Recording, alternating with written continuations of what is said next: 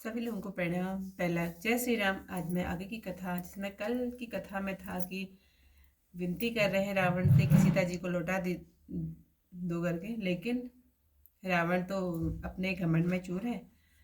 तो आज मैं आगे की कथा सुनाऊंगी कि हनुमान जी के वचन सुनकर चतुर राम जी हंसे और दक्षिण की ओर देखकर कृपा निधान बोले, हे विभीषण, दक्षिण दिशा की ओर देखो, बादल उमड़ रहे हैं, बिजली चमक रही है, मधुर मधुर ध्वनि से घने बादल ऐसे गरज रहे हैं मानो कठोर ओलों की वर्षा होना चाहती है। विभीषण ने कहा, हे कृपालु सुनिए, यह न तो बिजली है न बादलों की घटा है। लंका के शिखर पर एक सुंदर महल है, वहां रावण अखाड़ा देख रहा है। रावण का सिर पर मेघडंबर छत्र है, वही अत्यंत काली मेघमाला के समान जान पड़ता है। और हे प्रभु, मंदोदरी के कानों में जो कर्णफूल हैं वही बिजली के तुल्य चमक रहे हैं। हे देवोत्तम सुनिए, जो मनोहर लाल मृदंग बज रहे हैं उन्हीं का मधुर शब्द सुनाई दे रहा है। रावण का अभिमान समझकर राम जी मुस्कुराए और धनुष चढ़ाकर बाण का संधान किया। छत्र, मुकुट, कर्णफूल सब एक ही बाण से कट कर सबके देखते पृथ्वी पर गिरा दिए। उनके गिरने का भेद किसी ने नहीं जाना। ऐसा चमत्कार करके श्री राम जी का बाण आकर तरकस में प्रवेश कर गया। महारस भंग देखकर सभा भयभीत हो गई। न पृथ्वी हिली, न जोर से हवा चली, न कोई अस्त्र शस्त्र ही आंखों से देखे। सब मन में विचार कर रहे हैं कि बड़ा भयंकर अपशकुन हो गया। रावण सभा को भयभीत देखकर हंसा और युक्ति से बात मनाकर कहने लगा, जिसके सिर भी गिरने से सदा मंगल होता है, उसके मुकुट गिरने से अपशकुन कैसा? अपने घर जाकर सो जाओ। यह सुनकर सब रावण को सिर नवाकर घर चले गए। मंदोदरी के हृदय में तब ही चिंता बस गई जब से कर्णफूल पृथ्वी पर गिरे। वह आंखों में आंसू भर दोनों हाथ जोड़कर रावण से बोली, हे प्राणपति, मेरी प्रार्थना सुनो। हे स्वामी, श्री रामचंद्र जी से वैर छोड़ दो, उनको मनुष्य जानकर हृदय में हठ मत करो। वे श्री राम जी विश्वरूप है, मेरी बात पर विश्वास कीजिए। वेदों ने उनके अंग अंग में ब्रह्मा जी की कल्पना की है। उनके चरण पाताल, मस्तक ब्रह्मलोक और अन्य जितने लोक हैं वे अंग अंग में स्थित है। उनकी भ्रिकुटी विलास ही भयंकर काल है और नेत्र सूर्य हैं और केस मेघों के समूह हैं। उनकी नासिका अश्विनी कुमार है, रात और दिन असंख्य पलकों की गति है। कान की 10 दिशाएं हैं, वह वेदों में कहाँ हैं। उनकी श्वास पवन और वेद अपनी वाणी है। लोभ उनके होंठ है, यमराज भयंकर दांत है, माया हंसना है, दिक्पाल भुजाएं है, अग्नि सुख है, वरुण जीव है, उत्पत्ति पालन और प्रलय उनकी चेष्टा है। 18 प्रकार की वनस्पतियां उनकी रोमावली हैं, पर्वत हड्डियां हैं, समस्त नदियां उनकी नसें हैं, उधर समुद्र व नरक नीचे की इंद्रियां हैं। इस प्रकार प्रभु विश्व रूप है, अधिक कल्पना क्या ही की जाए।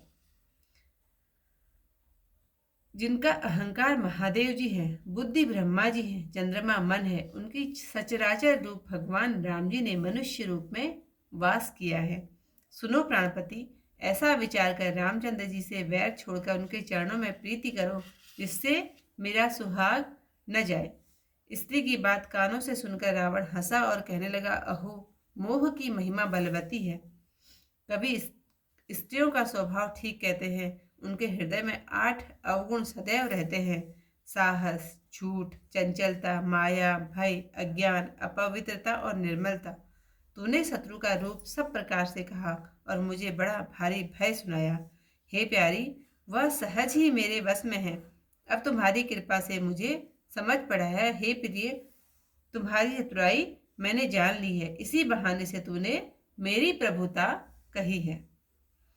हे मेघनयनी, तुम्हारी बातें बड़ी गूढ़ हैं, जो समझने से सुख देने वाली और सुनने से भय को दूर करने वाली हैं। मंदोदरी ने मन में निश्चय कर लिया कि मृत्यु बस पति को बुद्धि भ्रम हो गया है। इस प्रकार बहुत भांति से विनोद करते हुए सवेरा हो गया।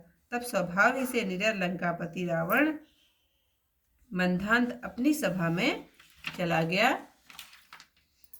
बैत फलता फूलता नहीं, चाहे मेघ अमृत ही क्यों न बरसावे। इस प्रकार इसी प्रकार मूर्ख के हृदय में ज्ञान नहीं होता, चाहे ब्रह्मा ही गुरु क्यों न मिले। वहां रावण मंत्रियों का साथ लेकर अत्यंत उच्च शिखर पर जा पड़ा।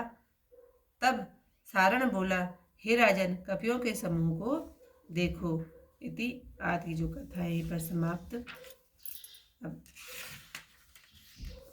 देखो विभीषण दक्षिण आशा, घन घमंड दामिनी विलासा। मधुर मधुर गरजई घन घोरा, होई दृष्टि जनि उपल कठोरा। कहत विभीषण सुनहु कृपाला, होई न तड़ित न वारिद माला। लंका शिखर उपर अंगारा, तह दस कंधर देख अखारा। छत्र मृगडंबर सिर धारी, सोई जनु जलद घटा अतिकारी। मंदोदरी सवंताटका, सोई प्रभु जनु दामिनी दमंका।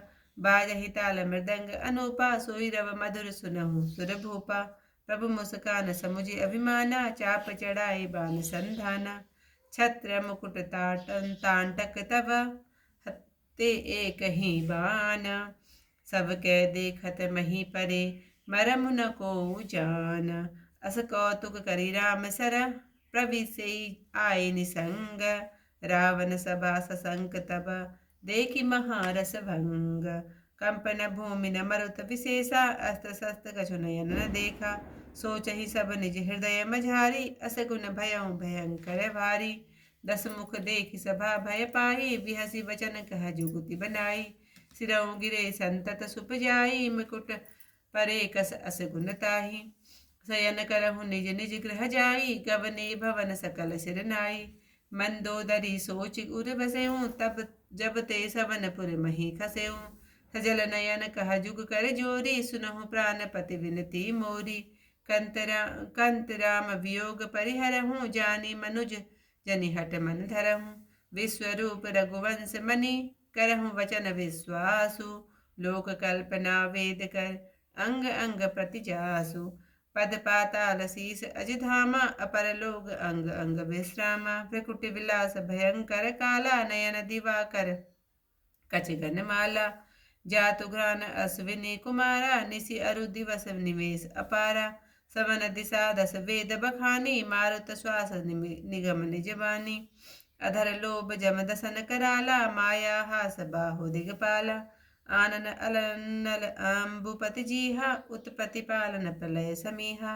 रोम राजि अष्टादश भारा, अस्ति शैल सरिता नस जारा। उदर उदति अगद गो जातना, जगमय प्रभु का बहु कल्पना। अहंकार शिव बुद्धि अज, न शशि चित्त महान। मनुज वास सचराचर, रूप राम भगवान। अस विचार सुनु प्राणपति, प्रभु सन भयउ विहाई। प्रीति करहु रघुपति पद, मम अहि बात न जाई। विहंगा नारी वचन सुनि गाना, अहो मोह महिमा बलवाना। नारी सुभाउ सत्य सब काही, अवगुण आठ सदा उर रही। साहस अनत चपलता माया, भय अवेद अशौच अदाया। रिपुकर रूप सकल तव गावा, अति विशाल भय मोहि सुनावा। सो सब प्रिया सहस बस मोरे, समुझि परा प्रसाद अब तोरे। जान्यु प्रिया तोरी चतुराई, ए विधि करहु मोरि प्रभुताई। तब बत कहीं गूढ़ मृगलोचन, समुझत सुखद सुनत भय मोचन। मंदोदरी मन महु अष्टयऊँ, पियहि काल वस मति भ्रम भयऊँ। एहि विधि करत विनोद बहु, प्रात प्रकट दस कंद। सहज असंक लंकपति, सबा गयऊँ मत अंध।